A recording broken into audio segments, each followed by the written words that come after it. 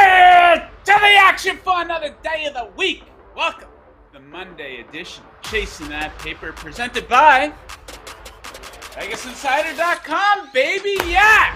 Okay, I hope you guys all had a great weekend of betting. We're coming off a bit of an even show there on Friday, so we'll look to improve upon that today. We are also, however, coming off of our most viewed show ever here at Chasing That Paper on Friday. So we thank each and every one of you for tuning in to the Friday edition. We're moving in the right direction here at Chasing That Paper and at Vegas Insider as well. Okay, so let's bring in my co-host for today, the second most provocative man in all of sports betting, senior editor over at VegasInsider, Ian McMillan, who I was criticizing in our pre-show meeting for his lack of decoration on the walls behind him there. A little itchy. Did you shave or something? What's going on here, Ian? You all itchy or something? Yeah, my chin's a little itchy. Don't worry about it. You got an infection? Maybe. Who knows? Who knows? But also, yeah, my background's going to be a lot more decorated, I think, by this time next week. So, exciting stuff. Look forward to that. Indeed, indeed, indeed. Okay, a lot to get into here today, guys. 3 total picks for Monday Night Football, 2 total picks for the NBA, 2 total picks for the NHL. Going to talk a little bit of 2023 World Series futures and recap a little bit about what we saw yesterday in the NFL. All right, let's get right into the action. Of course, we're going to start things off with Monday Night Football. We got the Ravens in New Orleans to take on the Saints. Give me the home dog. Ho, ho, ho, ho. Give me the Saints coming in at +1.5. Yes, indeed. All right, let's get right into this one. So New Orleans, not as bad as their 3-5 record indicates. You know, a league worst -9 turnover differential. Absolutely killing them. Sure, some of that is self-induced, but also some very bad breaks in there. Ravens, by the way, they're tied for the second best turnover differential thanks to being gifted 15 takeaways, so luck has absolutely been on their side. The Saints are statistically better than the Ravens. It's close, but they do rank higher in net yards per play, third down offense and defense, red zone offense and defense. Take a look at this Ravens offense. They're going to be very short-handed tonight. Now without their first and third most targeted players in the passing game, and Mark Andrews and Rashad Bateman. Yeah, they're great on the ground, absolutely, but they could be quite one-dimensional and predictable tonight. And Baltimore cannot be trusted. Check out their body of work this season. Ugly losses to the Dolphins and Giants. Botched execution versus the Bills and several other teams this season. They are tied for last in fourth quarter points allowed, so they're finishing very poorly. For all these reasons, I like the Saints to cover. +1.5. Ian, you're looking at the total in this matchup. What's your bet on the total here? Over, or are you on the under? Or push? Yeah, I'm on the push. No, well, thankfully we're not doing a collab bet tonight, Joe, because we're now 0-2 in collab picks. So hopefully at least one of us can win our bet here. I'm going to go with the over, 46.5. I think the Saints offense is a little bit underrated here. 5th in the NFL in yards per play heading into this week. Heading into week 9, only the Bills, Chiefs, Dolphins, and Lions average more yards per play than the New Orleans Saints. Also, they are 11th in points per play, and it is worth noting that the Ravens are 3rd in points per play. That makes me pretty excited for an over bet tonight. Also, the other thing that we want, if points are going to be scored, is we want third downs to turn into first downs, and we want red zone trips to result in touchdowns. And that's what we have in this game because the Saints rank 8th in both third down conversion rate and red zone touchdown scoring percentage. The Ravens rank 12th and 15th in those stats. So they're both in the top half of the National Football League. And also, the Ravens should be able to run the ball against this Saints team, I believe, because we know the Ravens are going to run the ball. In the Saints, that is the weakness of their defense. 17th in opponent yards per carry, giving up 4.5 yards per rush. So I'm going to sit back and root for some points here on Monday night. Give me the over, 46.5. All right, Ian, you also have a player prop you have your eye on. I believe you are 0 for 20 with your last 20 player props, so trying to break out of a bit of a cold streak here. What are you looking at? Yes, actually 1 for 19 over my last 20 because a couple weeks ago on the show, I think it was when the Saints were playing the Cardinals, I gave out Chris Olave to go over his receiving yards. And I'm back on it tonight. If it ain't broke, don't fix it. So give me Chris Olave over 64.5 receiving yards tonight. He enters the game averaging 78.1 yards per game. That is well over the set total for tonight. And I think the Saints going to kind of attack this Baltimore secondary. The Ravens ranked 22nd in opponent yards per pass attempt, giving up 6.9 yards per pass. And 73.23% of the yards gained against the Ravens this season have come through the air. That is the third highest percentage in the NFL, and also Baltimore 30th in opponent completions per game, giving up an average of 25.6. So I think there will be plenty of opportunities for Chris Olave tonight. Over 64.5 receiving yards. There we have it for Monday Night Football. 3 total picks. Okay, next up we move to the NBA. Every single team in action tonight in the association. My favorite spread bet. I think we're getting a beautiful number on the Milwaukee Bucks. -2.5. I'll take them to cover in Atlanta versus the Hawks. So check out the Bucks so far this season. The perfect season continues. 9-0 straight up. 8-1 against the spread. The quest for an 82-0 season continues tonight.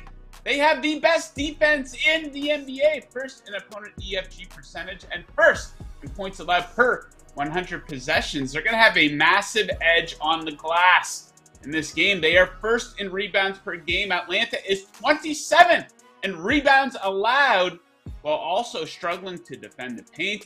And free throws could be the difference in this game. Dirty defense by the Hawks has them at 28th in opponent free throw attempt rate. Milwaukee is 3rd in opponent free throw attempt rate. Offensively, in this category, it's 11th versus 29th for the Bucks. These teams played back on October 30th.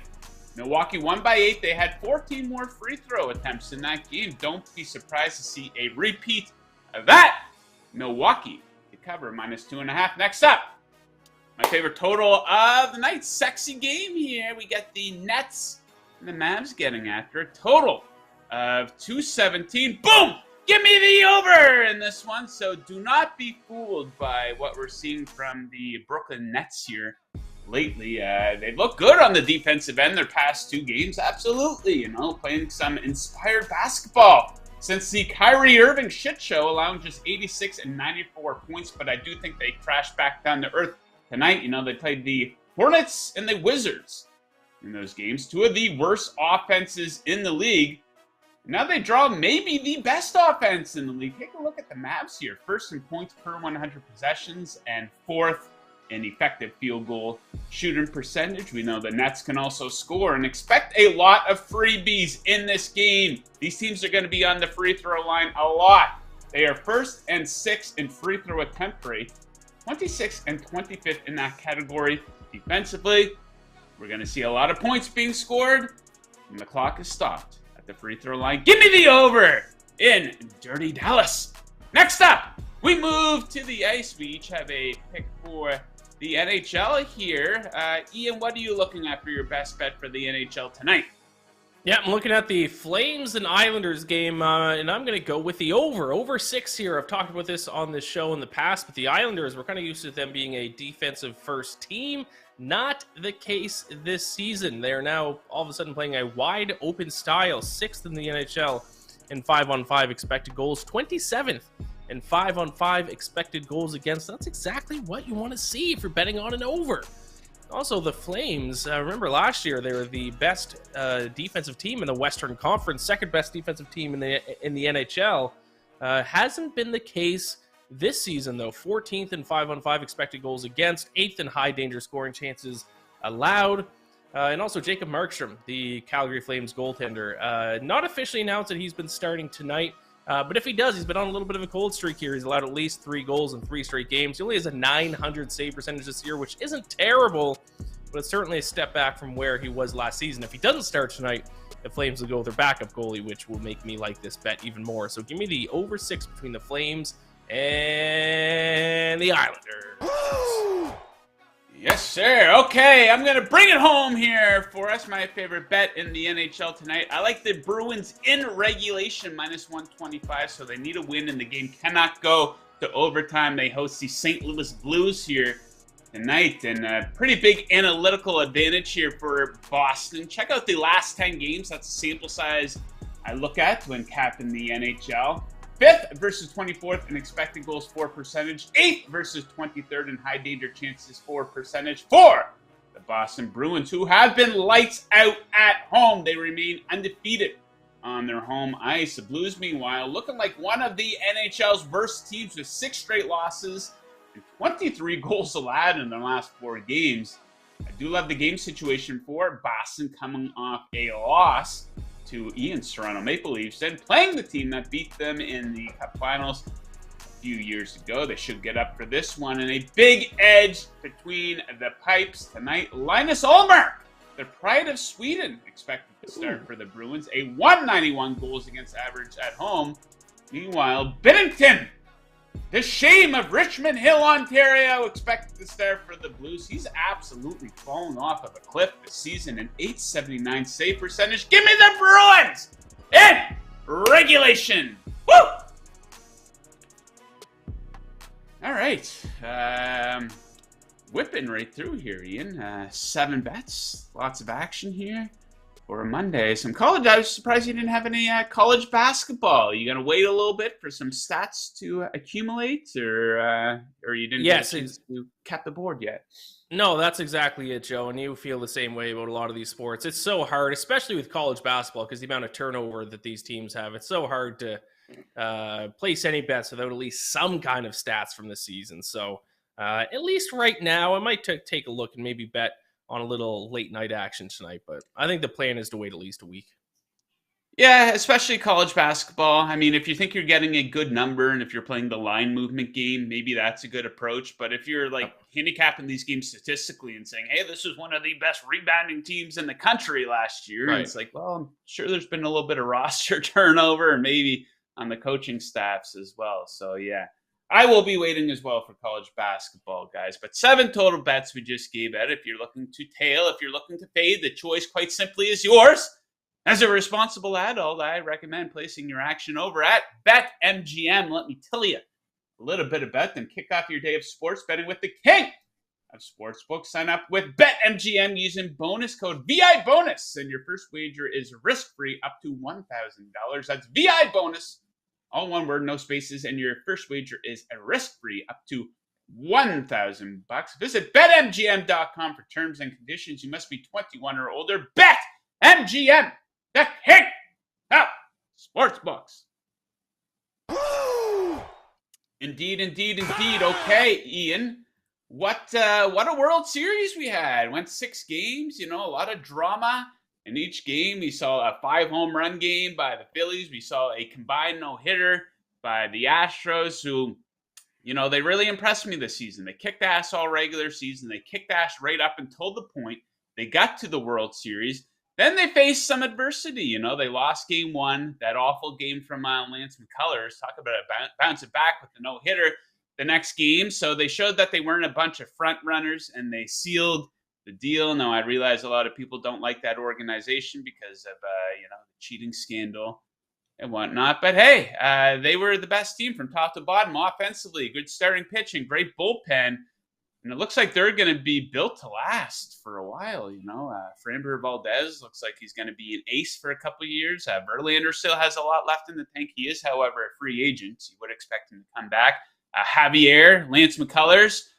Don't be surprised to see them go after a big bat, too. So let's take a quick look here at World Series futures 2023. Of course, these come out at the conclusion as soon as the World Series got wrapped up.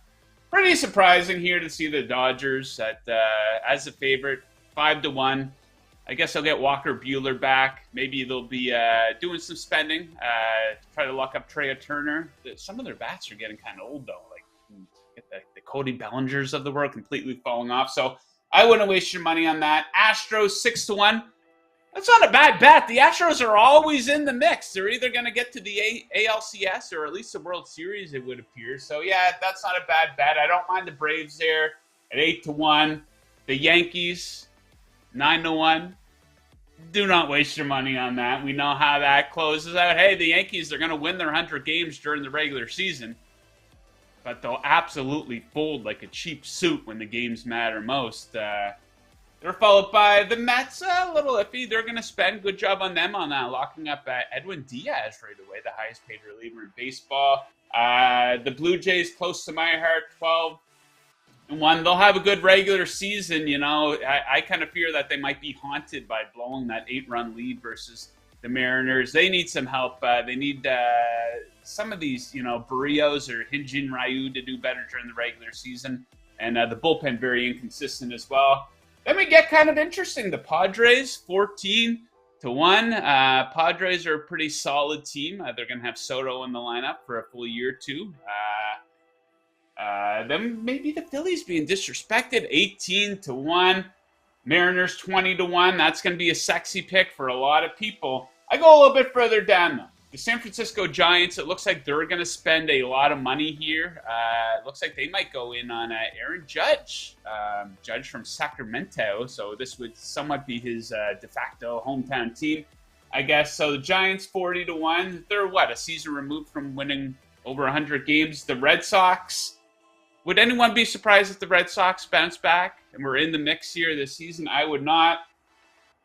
And then the Guardians are being disrespected at 40-1 as well. So, Ian, any of these teams standing out to you?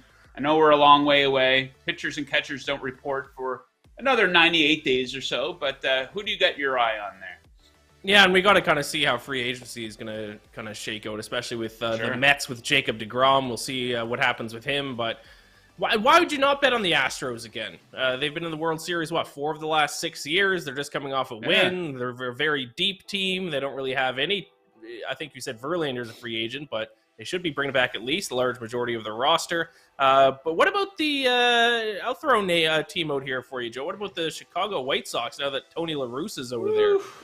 If they get a half-decent manager, maybe the White Sox, especially in that weak division. But I'd say White Sox, Guardians, they're a young team, as you mentioned, Joe. They could take a step forward if you're looking for some dark horses. But, what about the White Sox? Yeah, the White Sox aren't a bad look. They really underachieved. They've always got injury excuses, regardless of who the manager is. Now, it's going to be funny because I guarantee, once again, spring training is going to get here, and you're going to hear people taking the over on the Angels team total. Hey, maybe a bit of a dark horse there to win the division. Don't, guys. Do not waste your money. The Angels might spend a little bit of money in the offseason. Who knows? But that team, they're the biggest failure in baseball. Never mind the Pittsburgh Pirates, because people expect them to suck. Never mind the Reds. People expect them to suck. The Angels are probably the most top-heavy team in the history of the sport. They've done nothing. Yes. Yeah, completely wasted Mike Trout's prime. He's kind of still in it, maybe towards the tail end of it. Ohtani entering his prime. He's probably in it. And they're wasting his too. Ohtani's going to be on a new team. Okay, one last question for baseball. Ian, your prediction. What team does Aaron Judge sign with? I think he might sign with the Mets. Ooh. I think he might just go from the Bronx, skip over the river there, and go to Queens. I predicted he would sign with the Dodgers. You're going to get the same money. The Dodgers, like I talked about, they got these Bellingers and the Max Muncies, the Turners kind of falling off a little bit. Who knows what they're going to do with Trey Turner? He gets to go out to California, where he's from. He's going to win his 108 games during the regular season, so he's going to be in the mix every year, but he doesn't have the pressure of the New York fans who shamefully booed him. Unbelievable. And the New York media busting his balls whenever, he doesn't go out there and hit 2 home runs every game. So I think he would be nuts to re-sign with the Yankees because you can get the same money elsewhere and you can win elsewhere too. And you don't have that pressure, that stress. So that will be interesting to see how that develops. Stack free agency in Major League Baseball. That should be a lot of fun. Okay, Ian, let's recap a little bit about what we saw there yesterday in the NFL. I'll touch on my Miami Dolphins very quickly. Sure, I'll take a win. Dolphins are good at winning dirty. They have 2 dirty wins in their last 3 games. A dirty win over the Steelers and a dirty one over Chicago. I was pretty satisfied with about 50 minutes of that game. Tua was essentially throwing a perfect game. And he's still, the stat line's still pretty good at 21 for 30. He threw for 300 yards, 3 touchdowns, no interceptions. He did protect the football, but he had an opportunity to kind of put the game away on the 2 final drives, and some bad throws. Maybe give him a little bit of a pass on that first one, but still, if you want to nitpick, and then they got an absolute gift on the non-call and the pass interference. But hey, winning dirty. The only thing that matters is that they picked up the win. They had some bad luck earlier in the season, of course, with Tua going down for a couple games. So luck goes both ways. Luck was on their side in that one. Ian, what about your Atlanta Falcons? Just inventing new ways to lose, eh? Yeah, week after week, year after year, it's. I feel like I keep thinking I've seen them lose every which way possible, but they discovered a new way this week where Chargers were in field goal range. Austin Eckler fumbled. I forget which Falcons player it was, but the Falcons player picked it up, was running it back, would have got just outside field goal range, and he literally just dropped the ball. No one stripped him. No one forced a fumble. He wasn't being tackled. He just dropped the ball. Chargers jump on it, recover the fumble. 1 play later, they're in the field goal range, kick the game-winning field goal, game over. So, they have once again found idiotic. And not to mention, earlier in the season, or earlier in the game, Drake London on like the 5-yard line, he just let Khalil Mack literally just went, oh, I'll take that. Just took the ball out of his hands and then ran the other way. Yeah, and luckily the Falcons have an easy stretch coming up. They have 4 very winnable games coming up, starting with this week's Thursday Night Football game. Their only primetime game of the year is this Thursday, so looking forward to that.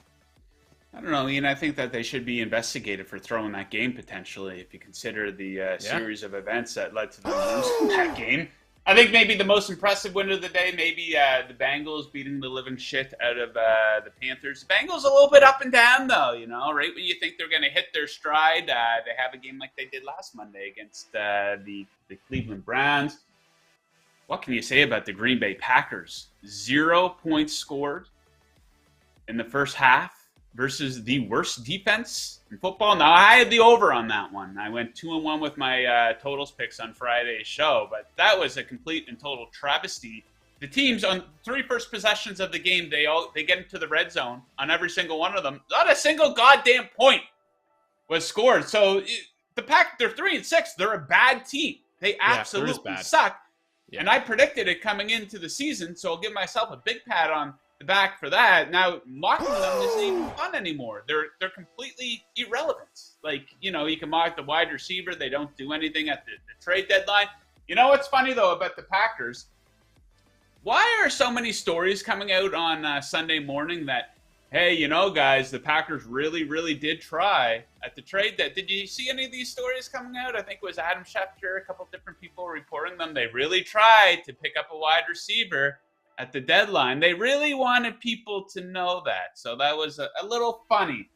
And they deserve to lose to the Detroit Lions. So, getting outbid by the Bears. There were wide receivers available. They really, really tried, but they couldn't pull it off. Of course, we had Joe Mixon scoring 5 touchdowns. Of course, if you watched Friday's program, you knew I took the Mixon over 4.5 touchdown prop. So we hit on that one for one of the biggest hits of the year so far. Ian, the Raiders, good call on you by the Jags. Raiders blow another one. Josh McDaniels going to have a job. I think at this point of his career, it's funny. Like, I think it was probably like each of the last 3 seasons, there might have been like a 2.5-week spurt for Derek Carr getting into the MVP discussion. It's not going to happen with this guy. He is clearly not a top 10 quarterback in the league. He's good enough to get your team to be above average maybe, but long-term, he is not the guy, so don't be surprised maybe if he would be a guy on the move. How do you bring Josh McDaniels back as a coach next season? The Bills losing a close one to the Jets. You got to respect the Jets. I might be retiring the greasy money line parlay again because it lost on that. Yeah, I think that is a gimmick that may have passed its expiration date. Once Upon a Time is very popular, very profitable. I might be retiring that. And I'll end it with this, and I'll let you weigh in on what stood out to you. But Seahawks +2 in Arizona, that was just the gift of the year. That was the free bet of the year. I had it in a teaser. I had it in a couple of different picks pools that I do. So, here's what I want to ask you, actually, because this was hot on your Twitter last night. The Tennessee Titans. Yes. Ian. So this is a team that you have cyber-bullied over the years. I think it's fair to say that. And, Yep. all jokes aside, statistically, this team, since the start of last season, Yes. from a stats perspective, they've been absolute dog shit. Like, if you looked at their stats, you would say, hey, this team should have a losing record. However, they win the division last year. They're 5-3 now. They remain competitive despite being awful statistically. Are you willing to give this team a bit of a break here? Because they continue to put themselves in position to win games or to be competitive like they were as a gigantic underdog last night. Yeah, I think I am. Last night was kind of my last hurrah against the Titans. I bet the Chiefs spread. I bet the Chiefs minus 19.5 alternate spread. I bet the Chiefs minus 29.5 alternate spread. I took the under on Derrick Henry's rushing total, and that was loss. So I concede, Titans fans, you win. You know what they say, if you can't beat them, join them. It's time that I just join them. So I am now officially a Titans guy, big-time Titans fan. I'll be betting on them to win the division. I'll bet on them to win the conference. I'll bet on them to win the Super Bowl because they just defy statistics. It doesn't matter that they get outgained by their opponents every single game. It doesn't matter that they get outplayed by their opponents every single game. It doesn't matter who they play. Doesn't matter if they play a bad team, they're going to beat them close. If they play a really good team, even if they don't beat them, it's at least going to be a close game. Even if you have a rookie quarterback who can't throw the ball to save his life, you're still going to force the Chiefs to go to overtime. I don't know if it's coaching. I don't know if it's just luck. I don't know if this team has been blessed by Gambler or the gambling god, but whatever it is, I give up. So I am now a Titans guy. Love the Titans. And I will be betting on them moving forward. Yes, sir. Go Titans. And last note for me, Justin Fields. Shout out to him. 3 straight pretty good games. Maybe debatable how good of a passer he is. Very Lamar Jackson-like, though. Yesterday, completely unstoppable. Like I often say, too many young quarterbacks get set up to fail in the NFL. You got to give these guys a little bit of time to breathe. And Fields, maybe he might be the guy of the future there in Chicago. Okay, great day of football yesterday. Lots of great stuff going on here at Vegas Insider. If you're a fan of what we do here at Vegas Insider, I recommend checking out the brand new Vegas Insider app. We've got up-to-date, easy to navigate odds for every major sport. We have all our latest shows, best bet videos, and podcasts. Prop trends, futures, news, all on the Vegas Insider app. Download the Vegas Insider app right now on Apple and Android. Bet better with the Vegas Insider app. And guys, if you are watching on YouTube right now, do me a favor. Hit that like button. Hit the subscribe button. We're getting the numbers up here at Vegas Insider. Yeah, so give us a little help there. Okay, Ian, it's now time to get into some viewer picks. Not too many submissions this morning. Everyone all messed up from daylight savings time. I know producer Tito was absolutely feeling he liked the extra hour of sleep, and he was saying that we should be doing this every weekend.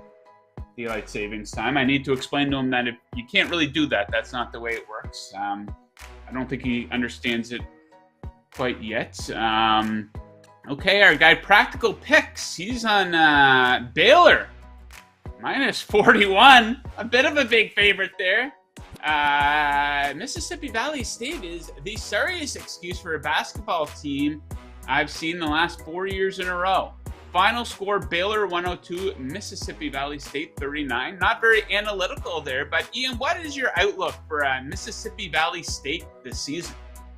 Well, I will say about this game, I think the spread was in the mid-30s yesterday. Is at 41 this morning. Practical Picks said it in his pick. It's still climbing. It's up to 43.5 now. So I kind of actually want to go Mississippi Valley State at this point because it's like, how long is Baylor going to keep its starters in?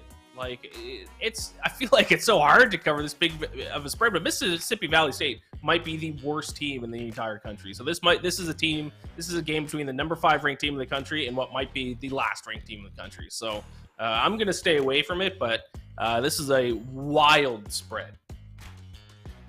Yeah, I'll be keeping tabs on that one, but we do wish our guy Practical Picks good luck with that one. And the last one today, our guy Obi knows. Now, what Obi does, he likes to take some of these alt props and parlay them. Interesting way to bet. If you want to dig around your sports book, you can often find more interesting ways than the traditional spreads and sides and the usual offerings. But he's taken Giannis over 9.5 rebounds. Remember what I said about the Hawks? One of the worst rebounding teams in the NBA, and under 1.5 threes. Minus 140. Atlanta is bottom 2 in opponent rebounding, last at home. And Giannis has hit this number in 7 of 8 in 2022. Hawks are top 5 in opponent 3-point made and 3-point. Yeah, the Hawks defense has been pretty good, better than you might think so far this season. And Giannis has gone under 1.5 threes in 6 of 8 games, throwing up a lot of bricks there from deep. Yeah, that's all we have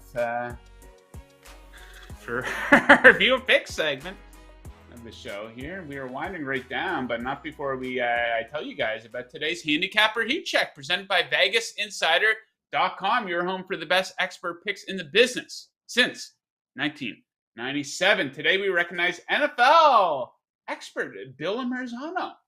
Bill had a perfect 3-0 record in the NFL yesterday, and his Monday Night Football parlay is posted for tonight. Save 33% on Bill's picks by clicking on the link in the description below. The discount will be applied during checkout. That's your handicapper heat check. Stay hot, bettors. Woo! Bill on a tear. I went 8-1-1, Ian. In a little segment I do called 30 Seconds or Less. I do a video. It's up here on the Vegas Insider YouTube channel, where I pick all the games except for the primetime games. 8-1-1. Yesterday, easily, by far, maybe my best week ever of NFL betting with that type of format. Now it's funny, you narrow down to like your best bets and you'll do like a 3-2 or a 2-2, but when you spread it all out like that, now in that video, that segment, check it out, guys. Profitable in 4 of the last 5 weeks, so I'll look to keep that going here in week 10. Ian, what do you have coming up over at BetSided and with your podcast that we can look forward to? Yeah, NFL Week 10 episode of the Bacon Bets podcast will be recorded tonight, so that should be out tomorrow morning. Daily bet slip at 5 p.m. Eastern today. Going to dive a little bit deeper into Monday Night Football here, and I believe Frank Reich has been fired. So how's that for? Yeah, I was going to ask you about that. I was going to ask you to revisit your Super Bowl winning pick. You had made a prediction coming into the season. Yes. Who did you predict to win the Super Bowl again, Ian? I predicted the Colts to beat the Rams in the Super Bowl. Oh, so that's not going to happen. And Matt Ryan was my dark horse MVP bet. So, not good. Ian betting with his heart. Maybe lesson learned, perhaps. Ian, from a game-to-game betting standpoint, one of the best out there, though, from NFL. But from a future standpoint, I also believe one of your favorite bets was for the Dolphins to go under their win total. Dolphins got the Browns and the Texans to come in. I said the Astros are going to beat the Phillies in the World Series before the playoffs, so that is true. Now, but we got to be, all these sports programs, they'll throw themselves a big victory parade, and they have a 2-1 night. But what we do here at Chasing That Paper, if you are like ridiculously wrong with a pick, we're gonna have to call ourselves out for it. I'm sure I got a long list of them as well. My Super Bowl pick, though, the Bengals over the Vikings, still very much alive, even though the Vikings are frauds. Yeah. Okay, so Frank Wright out. Indeed, it looks like they're going to punt on the season. They could very well be in the mix for a quarterback at the top of the draft here in 2023. A very quarterback-rich draft from the looks of things. Okay, that's it, guys. I'm going to be back tomorrow chasing that paper, flying solo tomorrow, big day in the NBA and NHL, so we will be all over that. We wish you good luck with your bets tonight, unless you are fading us. And as always, keep chasing that paper. Woo!